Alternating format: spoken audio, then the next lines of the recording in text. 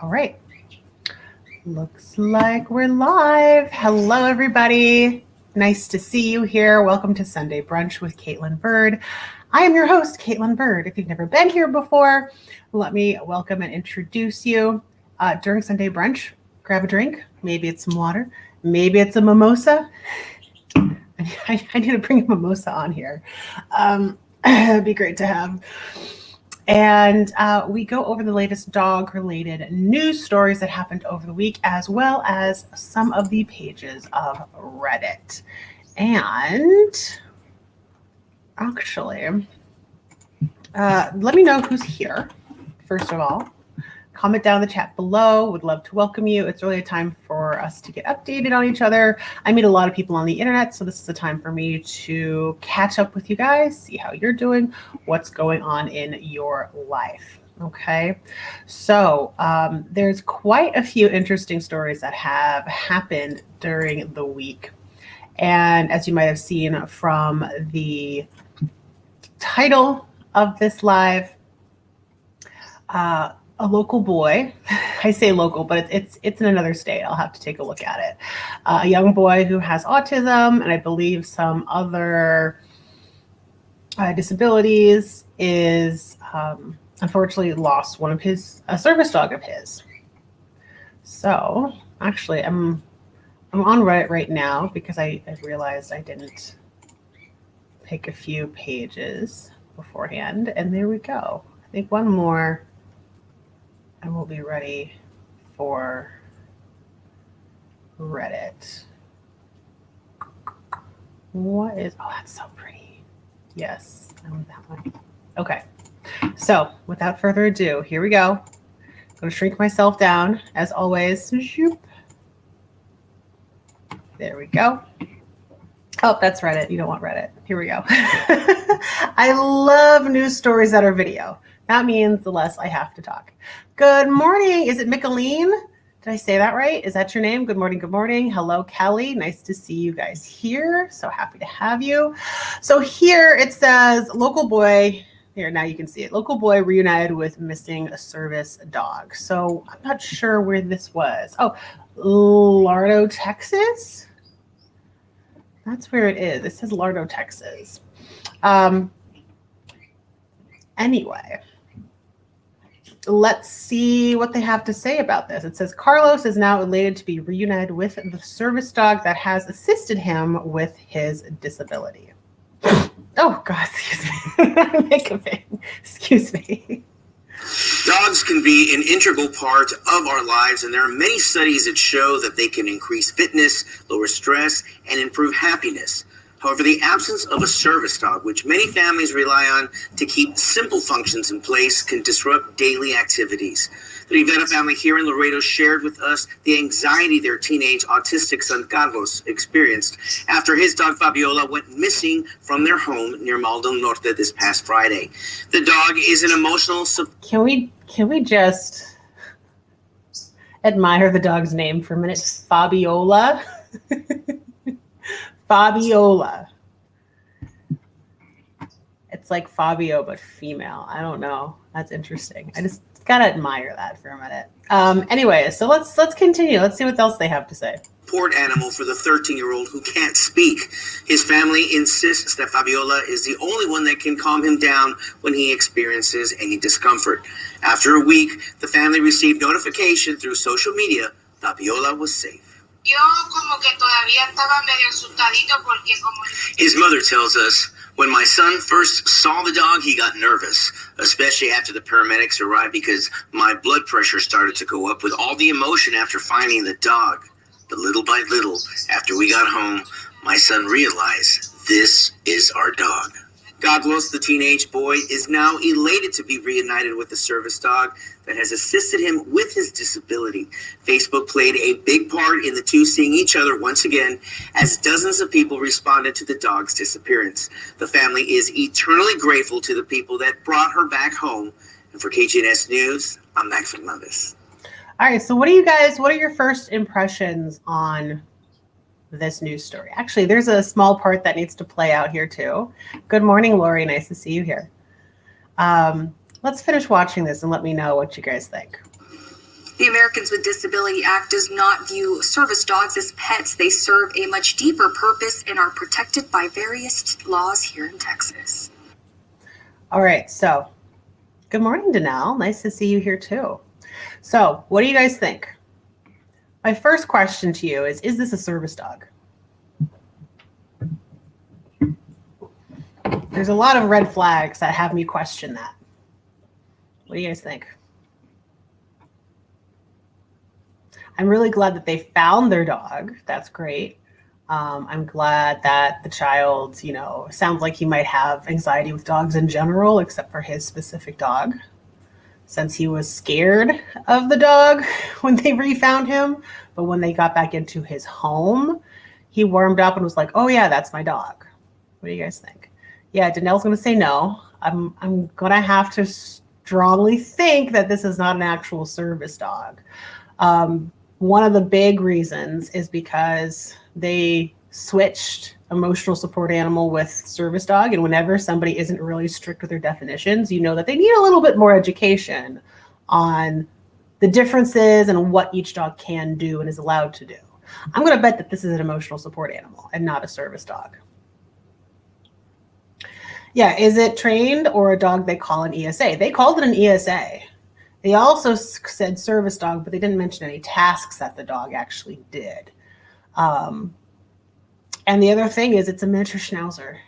Did the breed not? The breed was the first thing that had me like going, what the heck, right? Now, obviously there are, some seller dogs in certain breeds that you might get lucky with, but generally when people go out to get a service dog, you're not thinking miniature schnauzer.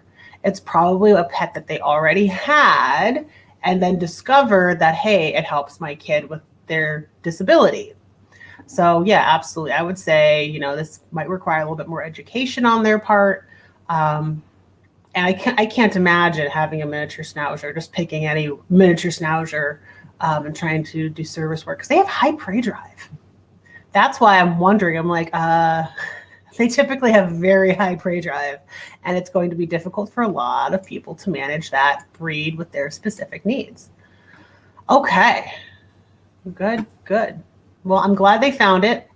I just hope they don't take this dog out into public. I didn't see any video of that because we all know ESAs aren't allowed in public.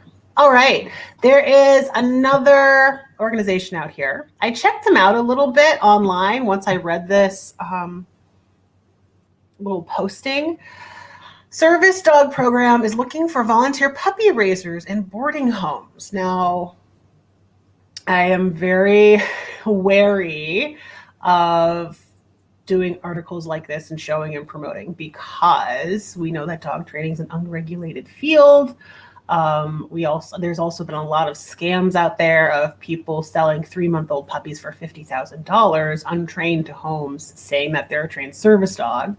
And a lot of other weird things go on because of the value of these dogs. And so I looked up this particular program. They're called Dogs with Wings, and I believe they're in Canada. Dogs with Wings, they have been around for I think they've been around since 1997 or 98. I think that's what it said on their website. But they're launching a new volunteer puppy raising program. And I don't know, in Red Deer. Okay, so that must be in Canada, in Red Deer, Canada. And it's just what I was seeing from the program and how the dogs were acting online and how they were, treating the dogs in the program online. It looks pretty legit. It looks pretty nice. So I wanted to highlight this particular story because they're doing a puppy raising program for kids with autism. More specifically, they do a lot of different types of service dogs. I believe they even do guide dogs. And here's their website. Hold up. And it looks like good quality service dog training, which is very rare for me to find. So they've got if you guys are in Canada, they've got a volunteer page. Let's watch the little video about what they're doing. So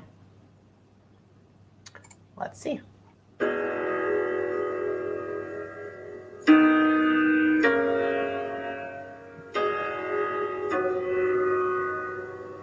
Oh, puppy sits. He's like, okay. Hi, I'm Veronica from Dogs with Wings Assistance Dog Society, and we're here in Red Deer to announce our brand new program in Red Deer. A few years ago, we placed a few clients here in Red Deer for our autism program, and most recently, our facility dog Quinn at the Central Alberta Child Advocacy Center.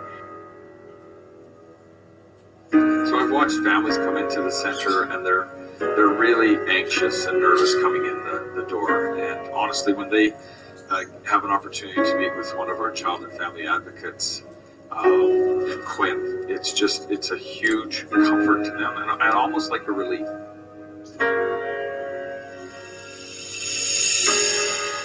We applied to get a facility dog here, and then I went for training in Edmonton with dogs. I just have to say, for those of you who have gone through the service dog prep workshop, that's settled though. That's settled. That's really good.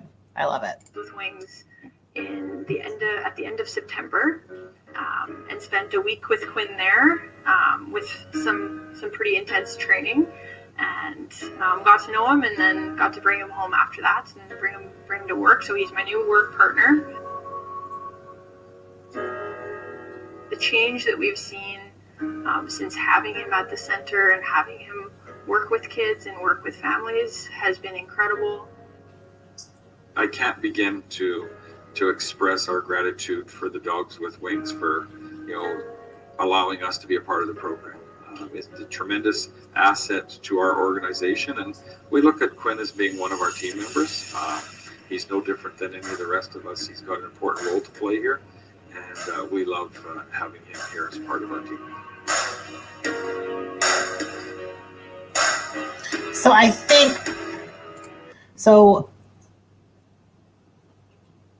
think they started with Quinn, the service dog for a facility, and then they're bringing in on the puppy raising program.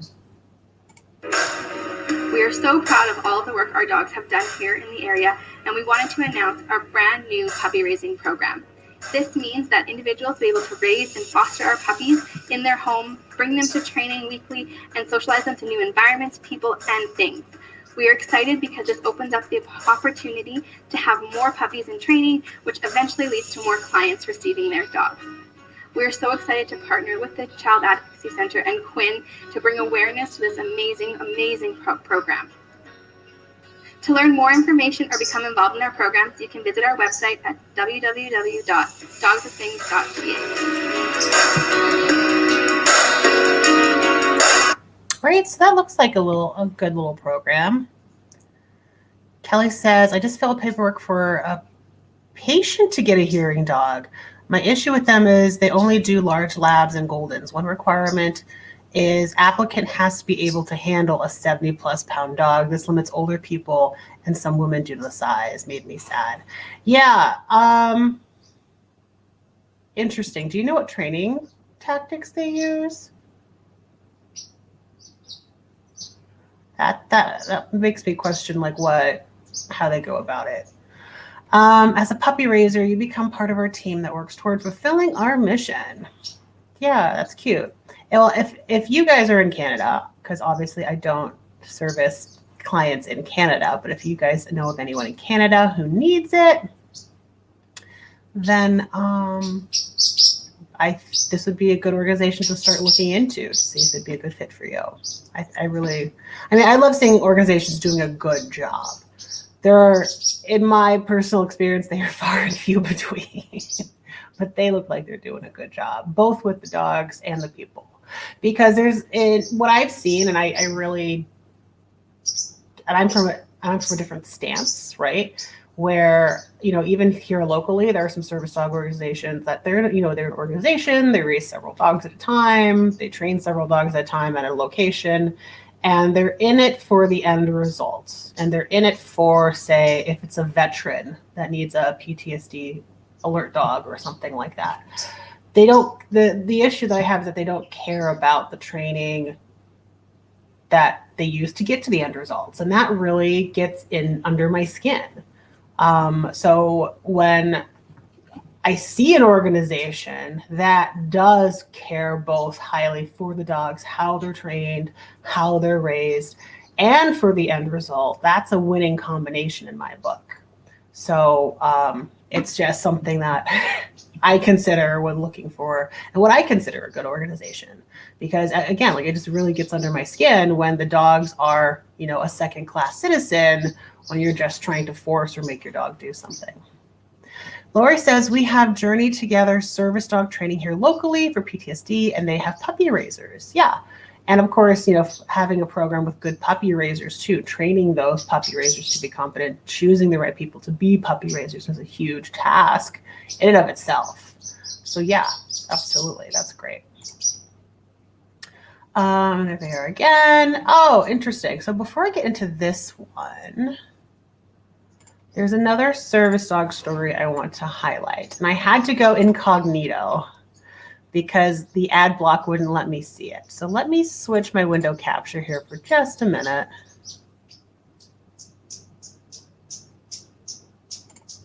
Here we go. I'm wondering if this is the same story or not, because no, I don't think it is. Okay, so this is interesting because the video does not match the story. What really got me was the video. This is a veteran with his service dog. And again, like, it looks like really good dog handler skills. The dog has good body language. The dog looks well behaved and up to standard. And I just wanted to highlight this particular video because of what I saw, to give him a shout out. So let's take a look.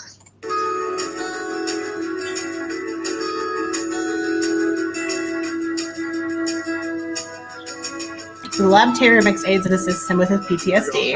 We go paddleboarding, we go hiking, we go out to eat in restaurants and stuff like that. So having Robert contact me to come to work with my dog, yes, I'm there.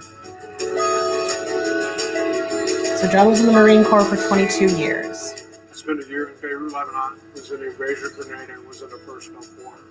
I became known to my grandchildren as the grumpy grandpa because those side effects of going to places like that. I waited 31 years to ask for help. After getting Daisy, John felt like he wasn't getting jobs because he had a service animal. 3 years later, Daisy helped John land the perfect job. Robert runs public safety at a casino in California and hires 6-legged teams, veterans and their service dogs. I think it's a great opportunity to reach out and give these men and women who served our country an opportunity to reintegrate back into society, to make them feel special and wanted. John and Daisy now report to work as public safety specialists. Daisy and I get here for briefing first thing in the morning, get the daily rundown, what happened last night at the casino and everything. And then we'll start our day by patrolling, walking around the outer perimeter of the casino grounds, and looking for those things that are a little bit unusual.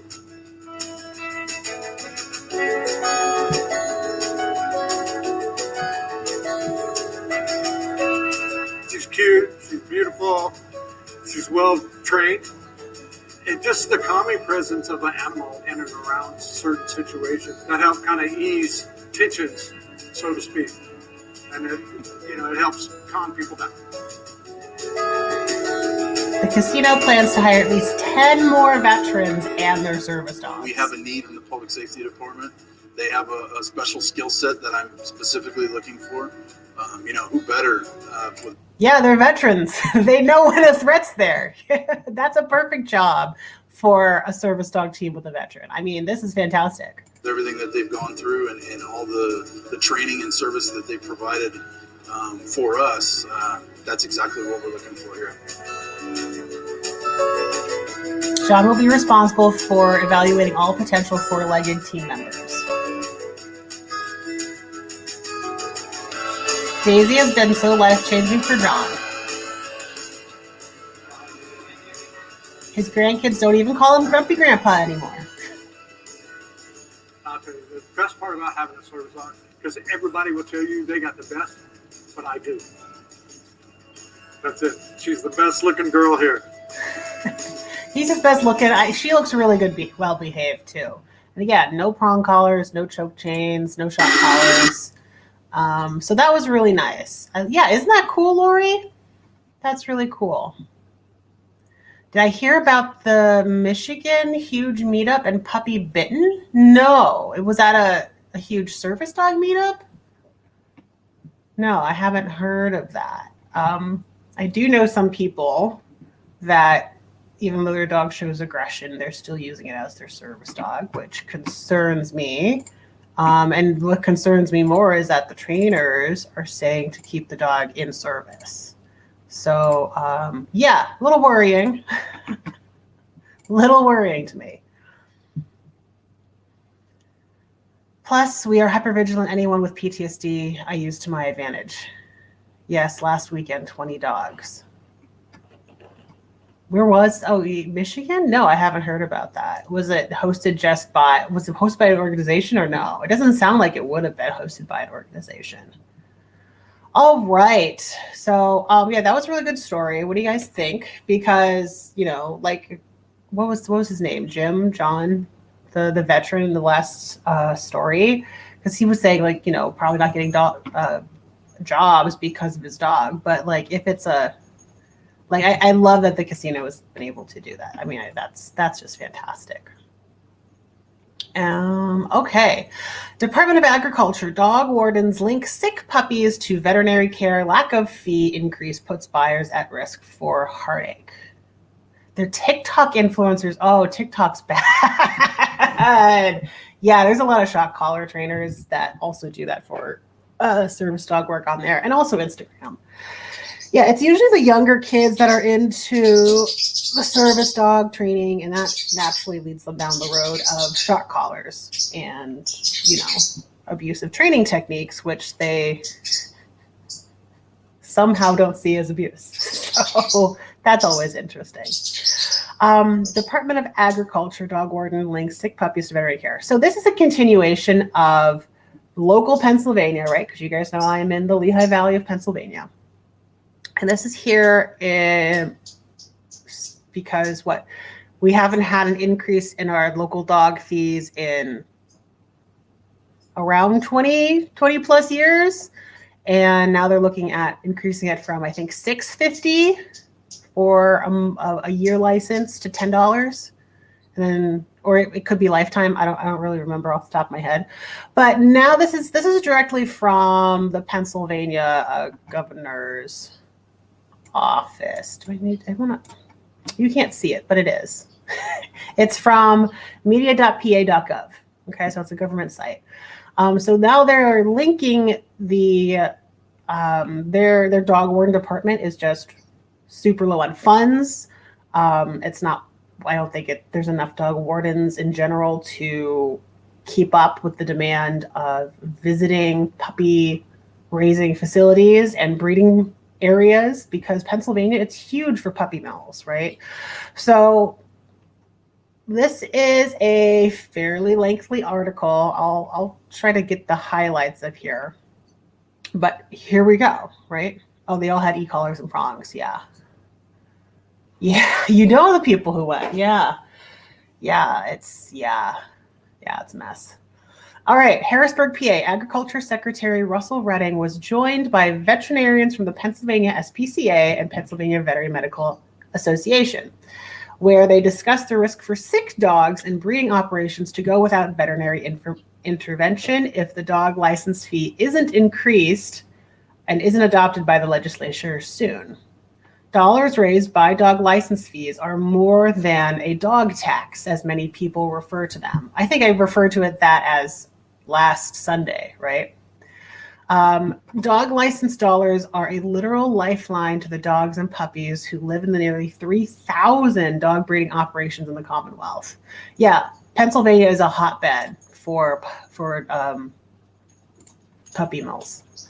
Their veterinary care or lack thereof is directly linked to a dog warden having the ability to step foot inside and check on how they're doing. Well, and interesting, right? Because if we're looking at this from a behavior perspective, human behavior has always been really interesting to me, especially when you're starting to consider taxes or, fines for speeding through police work. And and what we know about the science of behavior, right? When you use punishers, you have to either continuously administer that punisher over time when you see lack of things coming up. So say if your goal is to have, I don't know, people in puppy mill situations to just meet the minimum standards and to take care of their dogs, right? Make sure they have health care, veterinary care, XYZ, right? And the way that, society works as a whole, I'm not putting this on to the dog wardens, right? This is just how society works all across the world, is that you need to have random inspections twice a year in order to make sure you're up to par, right? So by having that random, they never know when they're going to show up. So they have to at least meet the minimum standards in order to pass.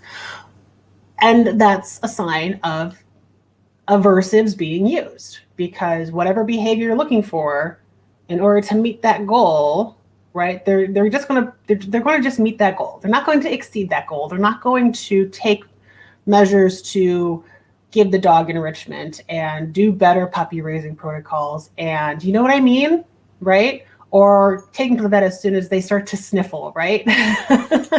So punishment or aversive based techniques only have the person's behavior to perform at minimum, right? The minimum amount that it takes to skate by.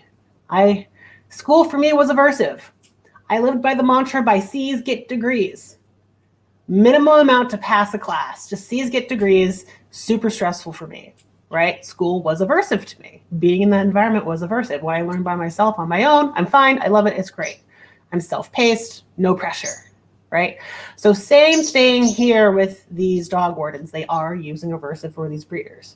Whereas, right, what could we do where the puppy mills would be self-sufficient and wanting to provide better and better care and performing above par and above standard? That's where you get into positive reinforcement, right? Now, of course, there's a lot of, if you really want to get deep into this nerdy stuff with human behavior, a great book recommendation is Coercion and Its Fallout by Murray Sidman.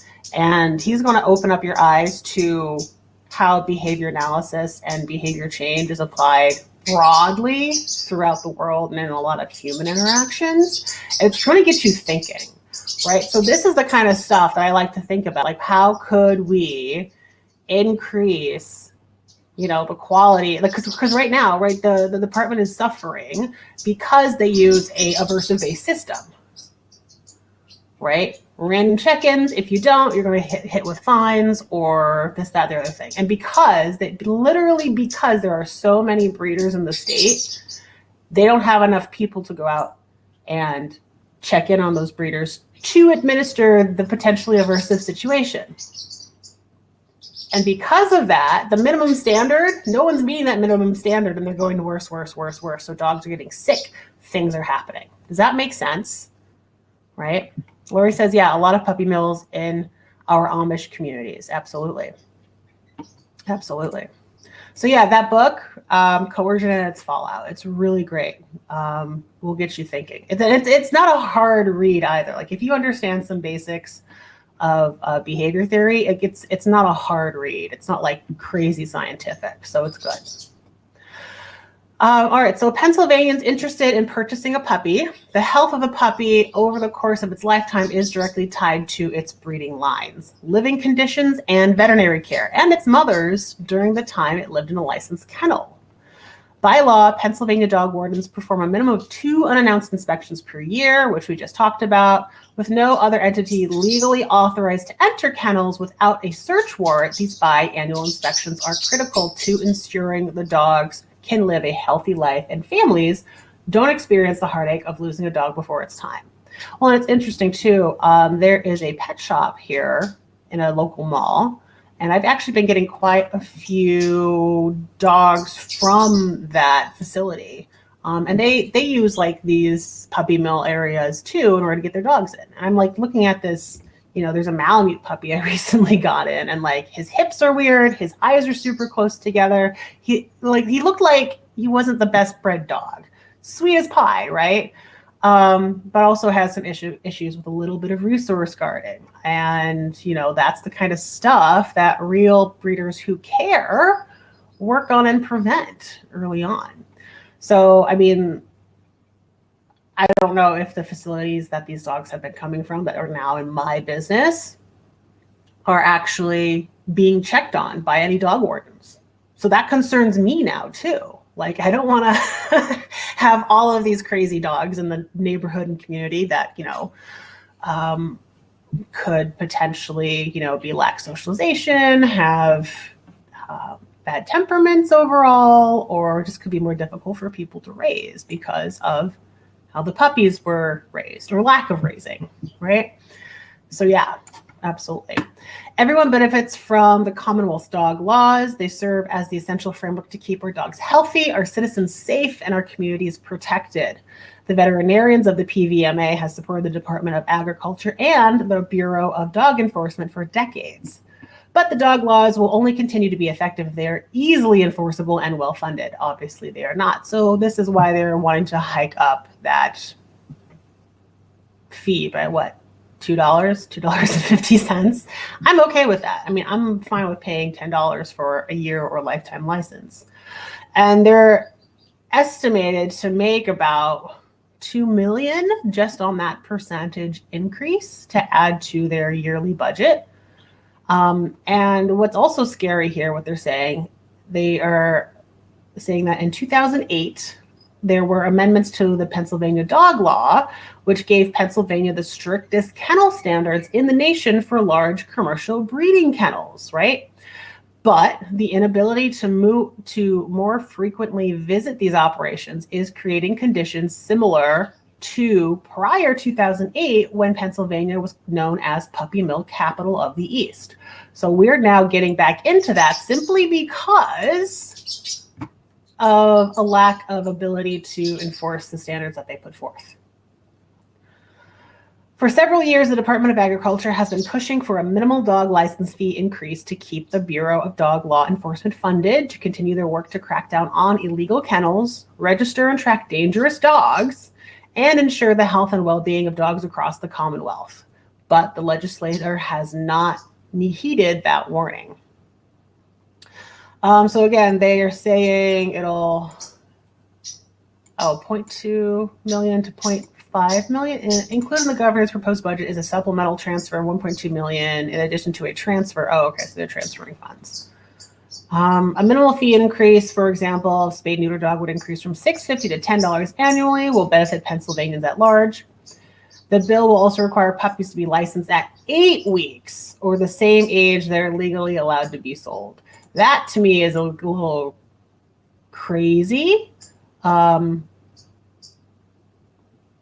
because, well, I mean, then it would be up to the breeder or the owner as soon as they're at 8 weeks, which is interesting to me. I'm wondering how that would work if that's what they're proposing. This efficiency is expected to increase licensed sales of puppies and further stabilize the Bureau. Yeah, I mean, if every single dog has to be licensed at 8 weeks of age, like that would be huge. That would be absolutely huge. Without immediate action to pass a fee increase, the well-being of canines across the state is at stake. For more information on Pennsylvania dog laws, visit agriculture.pa.gov or licenseyourdogpa.pa.gov. All right. So what do you guys think? I know we had a little bit of controversy last week where someone was popping in and saying, oh, that dog tax is ridiculous and there's no reason to have it and da-da-da-da-da. But clearly, like, there are many, many reasons to have this type of law to, to the best of your ability, keep puppy mill dogs in better conditions than what they were pre-2008. Because, yeah, Pennsylvania is huge for, all those puppy mills.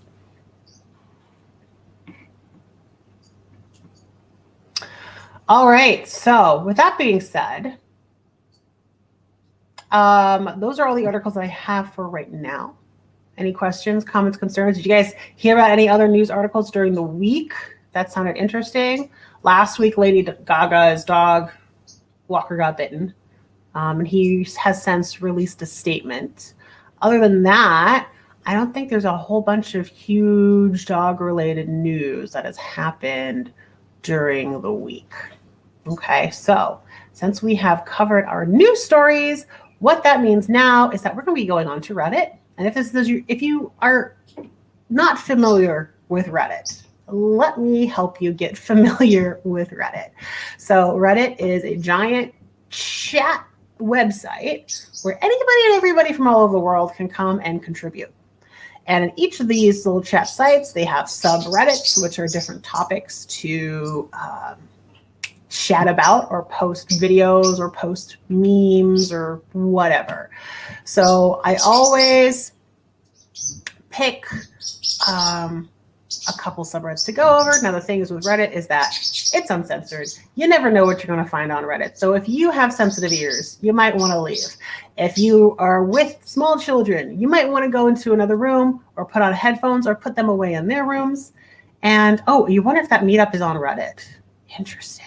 I don't know. Oh, we're going to have to search service dog Reddit. I've never searched service dog Reddit before. Oh, that might be, there might be a lot of bad stuff on there, to be honest. I don't know. Okay, so with that, this is your last warning, first and last, because now we're going to close out onto this and go right into Reddit. And look, it's not nature's fucking lit right away. I warned you, right? So we have subreddit. We have subreddit. Do not mess with these tough people. I have not seen the subreddit before, so I'm wondering what we're going to find. We have subreddit funny, and we also have subreddit nature is fucking lit, because honestly, who took this photo? Look at this. Look at this photo. Like, it looks like it should be a painting. It's so perfect. Gorgeous. Absolutely gorgeous. I cannot. It's in the service dog blacklist group. Oh, yeah. I try to stay away from. Oh, yeah. Herpes. I try to stay away from too much of that drama. Lord knows I create so much of it in my head anyway. Okay. So I kind of want to go into this subreddit first. Do not mess with these tough people. Okay, what is this? Don't get between Madison Cawthorn's fists and a rotten tree. Okay. Why? Yeah, look at his upper arms. You can tell, like, he must do this on the regular. Okay, all right. Made a joke about his Discord girlfriend.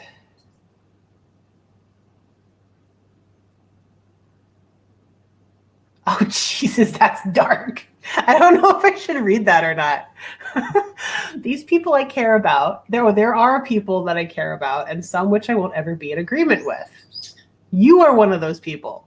If I could wipe you from the plane of reality and send you in an ever-going loop of pain and torture, do not talk with me, do not look at me, and do not come near me. Oh my God. Yeah, okay, so that definitely fits in the subreddit. Interesting. And I love how the background is bright red, like you're just angry. Yes, he definitely has won a ton of arguments. That's not just making this up for attention. LMAO, also, I'm the one friend who looks weak, but is actually quite strong, and I look like a calm person when I'm actually aggressive sometimes. And I act all psycho when someone tries to get on my bad side. I've won a lot of arguments and fights, aka like a death threat fighty thingy, and I win. Oh my God, this is like so toxic. I can't. I don't know if I like the subreddit. It's a lot of screenshots. This is something I'm noticing. It's a lot of screenshots from conversations out of context. I'm looking forward to my daughter visiting the weekend. Right here, guys, you can see where I'll be slipping. That's This is more of a, I guess, protective dad thing. I'm looking forward to my daughter and her fiance visiting for the weekend. Her room is on the right, and the guest room is on the left. You can see where dad will be sleeping, and yes, that's a 12-gauge shotgun propped in the corner. Oh my God. Some people take stuff too far. Fiance, she says, oh, now I get why your folks divorced.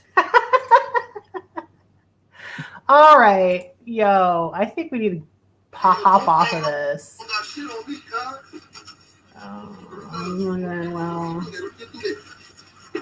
like I said, man, I'm the next level savage, bro. Y'all already know what the fuck it is, man. Stop playing with me, yo. You know what I'm saying? what the heck?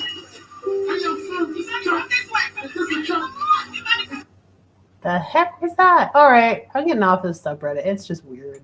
I don't know, man. Oh, I like this. Okay, so first one, puppy. It kind of looks like your Priya. Kelly, is this Priya? Oh my God. That dog is out. Pull to activate. That is a dog that is fast asleep. I don't think Reaver would ever let me do that to him. Right? She's got like the same pattern on her nose and everything. I don't think she has that line there, does she? I don't think so. Master of the Wind. Oh, I've seen stuff like this. I think we saw one where someone was doing similar stuff, but they were like water bending with the splashes of water, ocean that were coming up onto the edge. That was pretty good. That was really good. Do you guys remember that? A supermarket employee is tempting chaos. Oh, do you guys see that? Do you know what that is? Do you guys know what that? Can you see it? Let me get it bigger for you. Can you see it now? Can you see it now? That is genius. I'm just saying. You know, you got 4 little bags of Mentos right next to the soda. I mean, also, how bad would it be like if you took a sip of soda and had a Mentos in your mouth? Has anybody tried that? Because I kind of want to try that because it's not even fully contained, right? If you open your mouth, it should be okay. It's not going to blow your head off. I've kind of wanted to try that though. Have you guys ever put Mentos with Coke? And if you have, was it in a bottle and then you shook it up and waited for it to explode? Or did you like try to pop one in your mouth and then like do the soda thing? Because I need to know what your results were. Like Pop Rocks, really? Oh my God, I love Pop Rocks. I haven't had those since I was like, I don't know, 10. It makes me want to order some off of Amazon now. Oh my God. Kelly, you don't come on, you gotta live your life. Come on, we gotta start this experiment. We should do it. We should do it. Did the bottle with the Mentos. Okay. Yes, Pop Rocks, I couldn't remember the name. Found on the Polish side of the internet. I just translated it. After hatching, this is Dave Attenborough. After hatching, young turtles face many dangers, birds, crabs, but the biggest threat are Mario and Luigi. Alrighty then. That's dark. That's a little dark. Saturday. Hey, I was sleeping. Just draw me back to sleep. No, draw it dark. That's better. That's cute. Finally, a lotion that gets me. Hand and body lotion smells like, well, nothing. Oh, good. I love unscented lotions too. All right. I feel like this is mildly entertaining. I'm not seeing like high levels of funny on this subreddit. I took a photo of our neighbor's cat wanting to come in. Aw. Oh, poor kitty. It looks like he's holding that phone. Doesn't it? He's got those arms right there. Kind of weird. It doesn't even look like he has arms or paws. I can't tell where they are. Are they like here? I don't know. Because like you see the furry belly right there. And then it disappears into blackness here. And then there's his shoulders and his neck. Like, where are the paws? I think he's just walking like a human. I don't think he has front paws. Little happy trees. I am the Lorax. I speak for the trees, and for some fucking reason, they speak in Vietnamese. Oh, Lord. Have you guys heard about the Dr. Seuss like controversy with like what six books? Was it 6 of the books that had something up with them? A little racist about. I know one of them was talking about yellow men for being Chinese, I think, without them saying that was Chinese, and he like rhymed stuff with yellow men or man.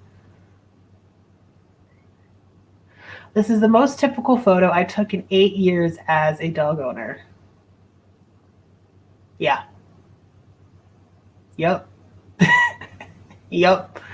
Pretty much. Don't let him eat the chocolate. Oh, that's creepy.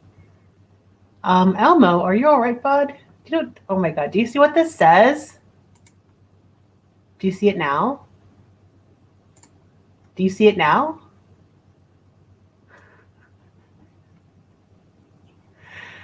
What the heck? And what is this stuff? Is this the insides of the Elmo? Wow. That's interesting. Yes. Oh, green eggs and ham? Or is that really? I grew up with green eggs and ham. Sam I am. How does that go? Wait a minute. Can we look it up?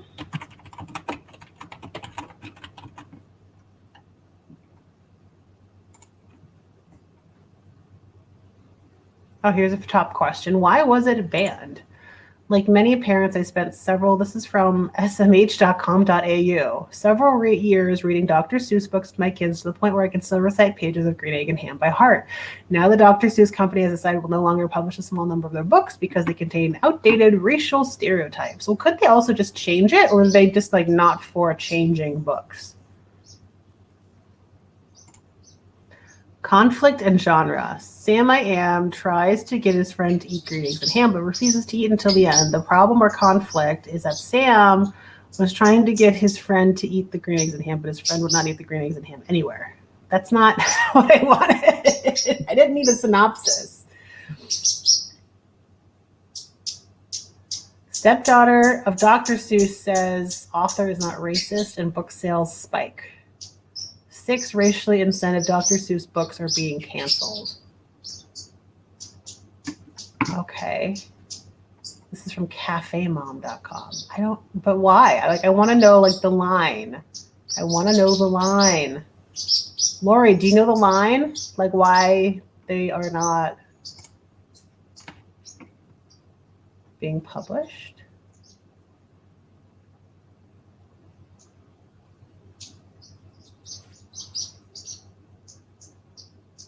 You're guessing that it's bullying? Really? Or peer pressure, too much peer pressure, right? Listen, if you don't want to do something, don't do it. Enterprises action. I was told it was like racist ideas. Scrambled egg super?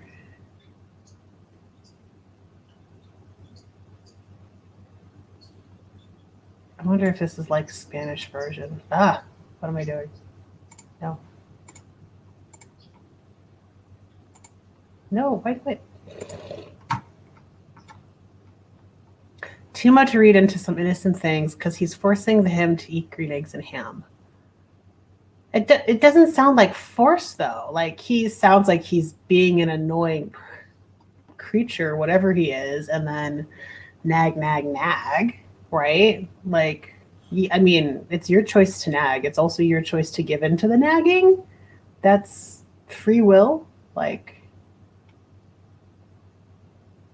that can't be it though. That can't be it, right?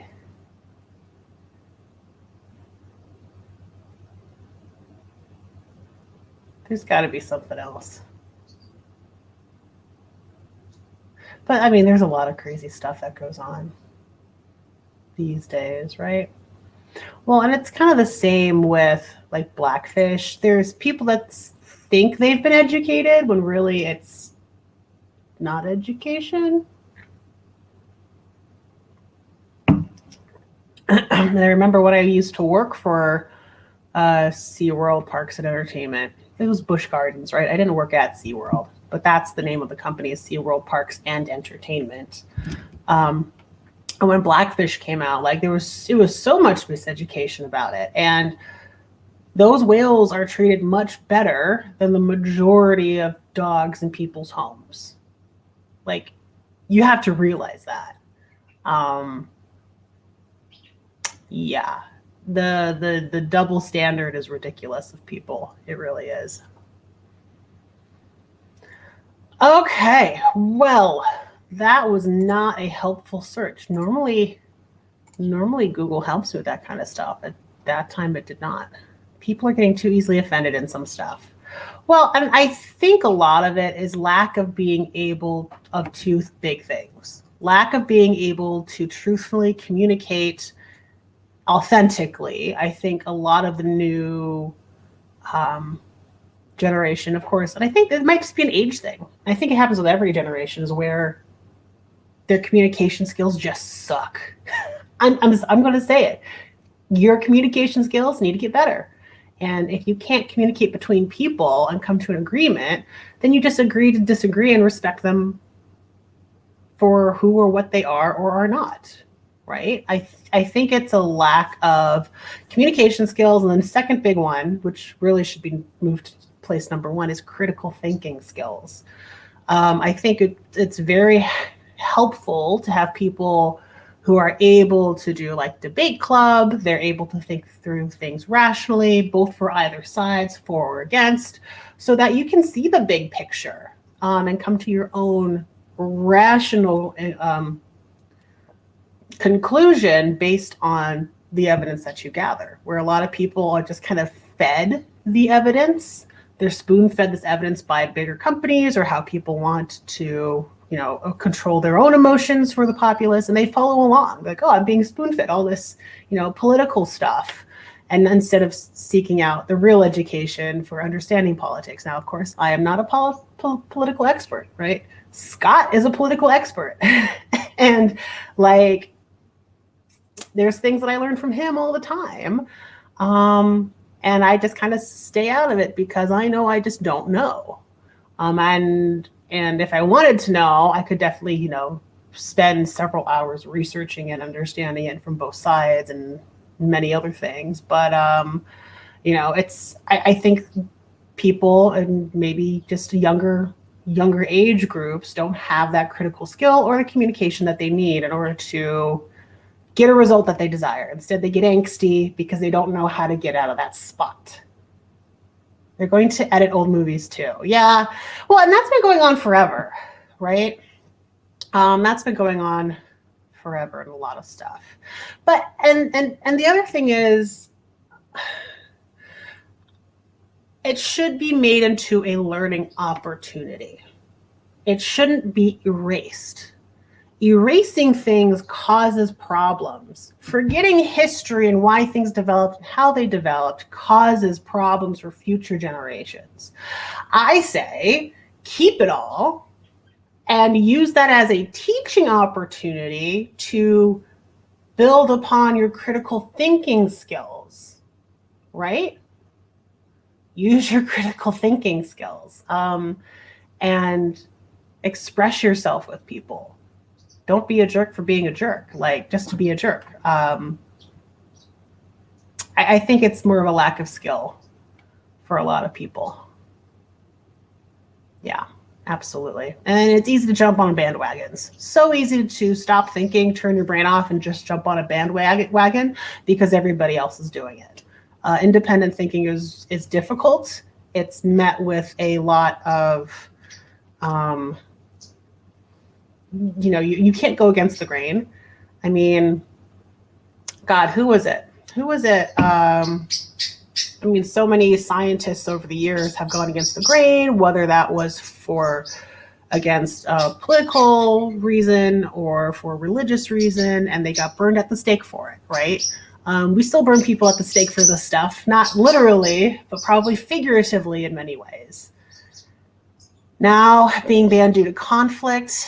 In 1965, the Republic of China banned it as it portrayed early Marxism. Yeah, I mean, I think all knowledge is useful if you are even-headed about it. You know, when people get super emotional about a topic, that never bodes well for anybody, including the people who are getting super emotional about it, because it's causing you distress and it causes people to make irrational decisions, and it's a little ridiculous. It's a little ridiculous. All right, the most I didn't mean for it to get this deep today. Oh my god. The part of yellow people I didn't go. It's Asians. I just thought he is using his imagination and rhyming.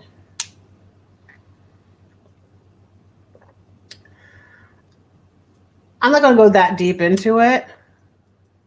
Yeah, gotta love Google, because they're hand feeding you stuff too, right? Google still hand feeds you stuff. I take every bit of information with a grain of salt. You always know there's multiple sides to a single story.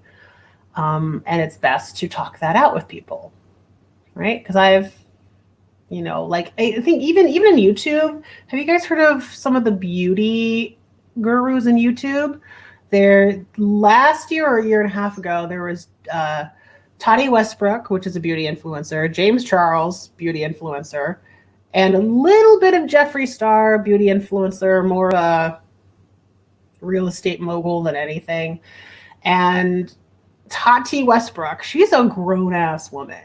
Okay, I just have to say, she's a grown-ass woman. She's older than me, probably in her 40s.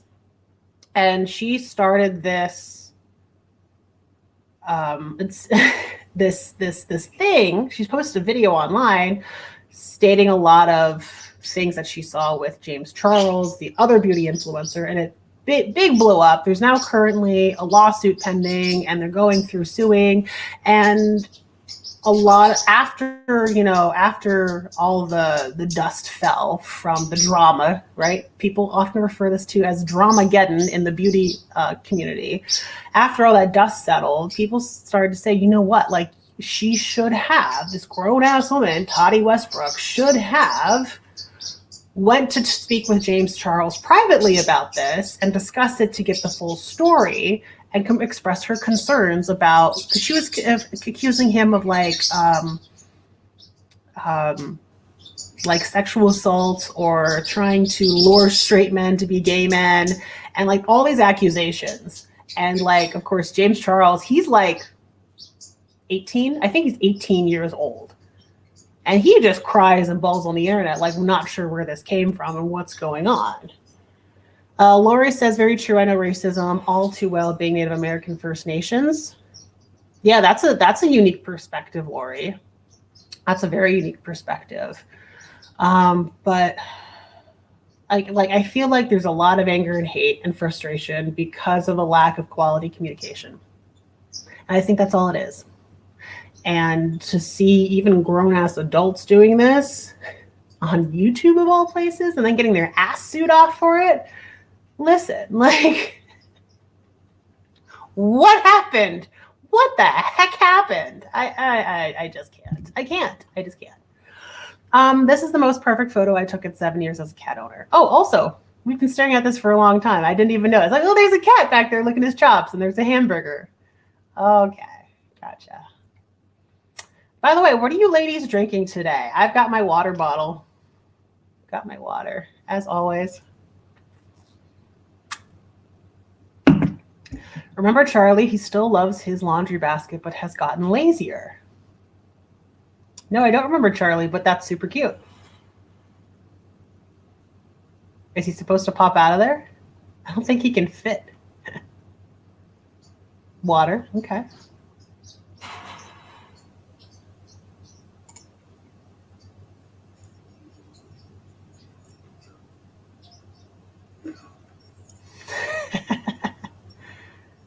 That's cute.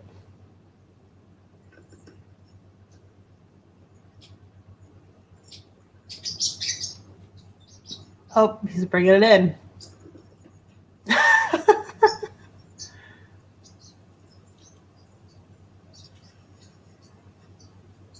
Ooh, cold brew coffee, Starbucks, cocoa, and honey. Girl, you double fisting that?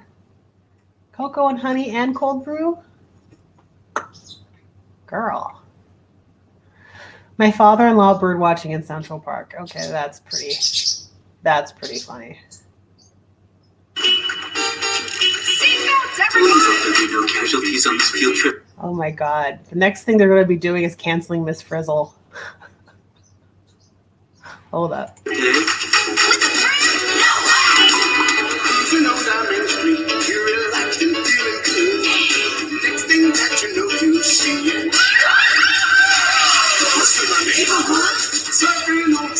All right. Hold up.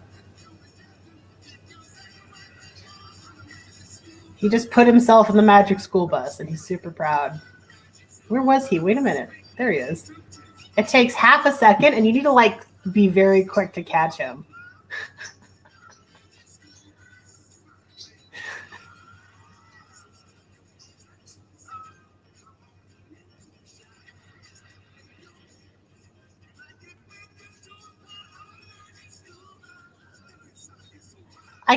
I'm kind of getting a craving to like watch the Magic School Bus now. Get help. This is not a joke. Miss Frizzle. Wait, what? Miss Frizzle is crazy. Oh, okay. Cute. Cute. I'm not sure why it's in the subreddit funny. I think it's kind of cute. Yeah. Interesting. Oh, no, it's the flavor of the cold brew. Still, okay. Sounds good. I remember this episode. I think it was of Johnny Bravo. My glasses, I can't see without my glasses. Johnny Bravo. My glasses, I can't be seen without my glasses. Yeah, and they accidentally switched glasses. That was a good episode. It's a mashup with Scooby-Doo. It's pretty fantastic. Man, I'm getting all this. How do you say it? No, I can't. I'm not going to say the word because I don't know how to pronounce it. It starts with N. I can spell it. I can't say it. No, I'm not going to try. I tried. That's it. I blew air through my nose.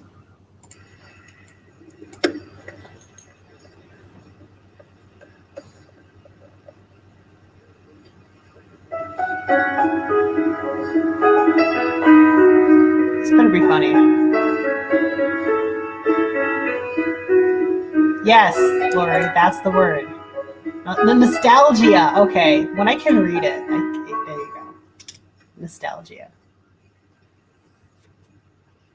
I forgot I don't have a girlfriend. Okay. That was kind of funny.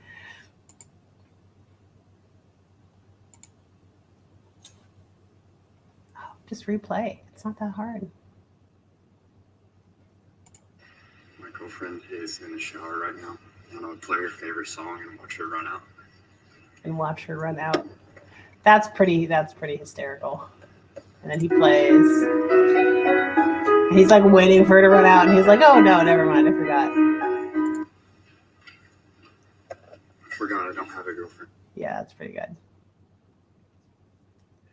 Nostalgia. Okay, thank you, Lori. Thank you. Oh, I love this. Patio closed because it is not open. Don't ask. It's just not open. There's a gap in the cabinets because of an angled sink. Countertops get installed on Monday. Oh, no. That's fantastic. I approve. I heartily approve of this. Oh, my God. Toronto restaurant renamed their burgers so they can be expensed to your job. Oh, no. Mini dry erase whiteboard, $11. Ergonomic aluminum laptop stand, $12.50. Wired earphones with mic, $10. Silicone keyboard cover, $10. They have in parentheses, mini dry erase whiteboard is diamond chicken burger. Silicone keyboard cover is BYO burger. Bacon, what's BYO? O's got to be onion. Bacon, what's Y? BYO? Bring your own burger? Build your own burger? Maybe it's a build your own. Silicone keyboard. I have to break words down at times. Oh, what is this? My sister looked up right as I turned the filter on. Oh, that's fantastic. Have you seen these filters? I believe it's on TikTok.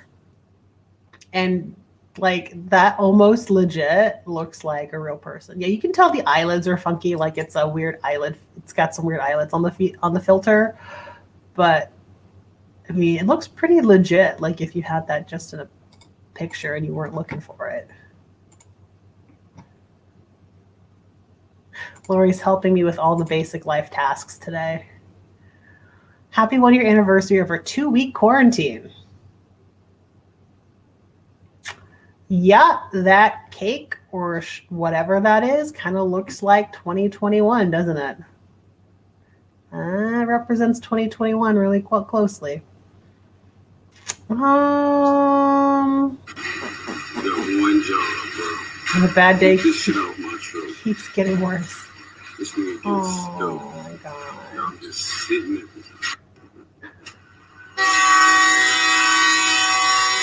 Oh, this is several things.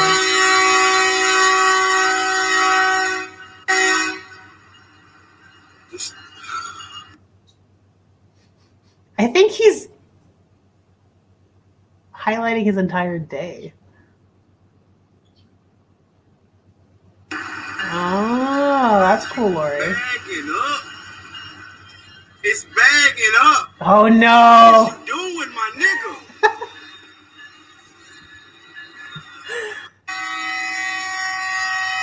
Oh my He's god. going forward again. What is he doing? Bad day. Bad day.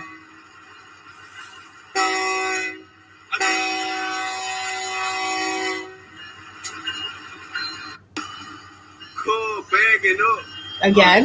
dog. Oh my god. I'm really not trying to be funny, dog. I don't know what the fuck this nigga is doing.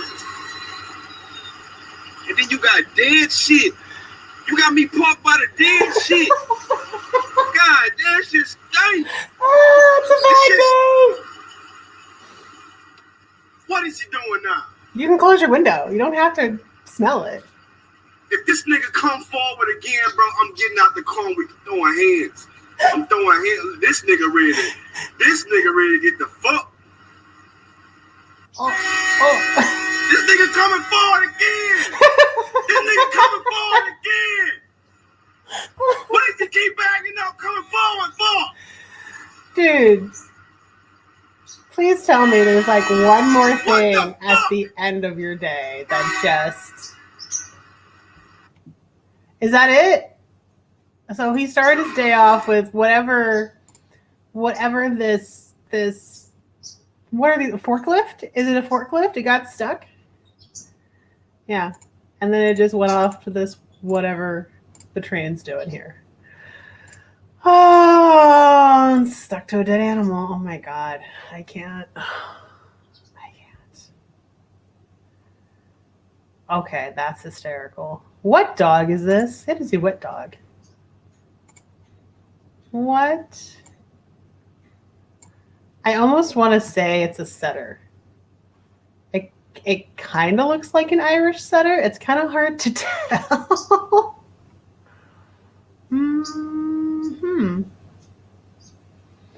All right. Well, I have, let's see, it is already 12:10.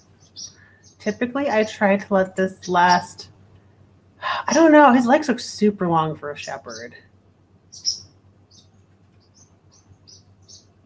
Could be. I mean, with the ears, you can't really tell what the ears are doing. They're kind of down. So could be. You'll never know. I don't know. But anyways, it's already been about an hour, ladies. Oh, look at the Frenchie. And as I'm saying our goodbyes, I'm apparently still scrolling through. Oh, what? I tried researching what school this was, but the search engine was in no mood. Oh no. Oh no. You had your warning. You had your warning. All right. Well then, whatever this is, we'll leave it at that. Thank you guys so much. Wait, hold up. Let me expand myself again. Let's turn this off. Let's make this bigger. There we go. Thank you guys so much for joining me on the misadventures of what happened during the week in the dog world. Yes, guys, have a great one. Enjoy your Sunday. Get prepped for your week. I'm going to have to make a call here to somebody locally. They got a severe behavior issue, and they've already gone through a few trainers. So I'm like, okay, well, I'll take a desperate client, I guess. Sometimes I will. Have a great day. Hello. Thank you so much, Lori. Thank you so much, Kelly, for joining. Great to see you, ladies. And I will see you Tuesday night in Service Dog Prep for Free Service Dog Training Tuesday. Great to have you guys here. I hope you have a great rest of your week, and I will see you then. Bye, ladies.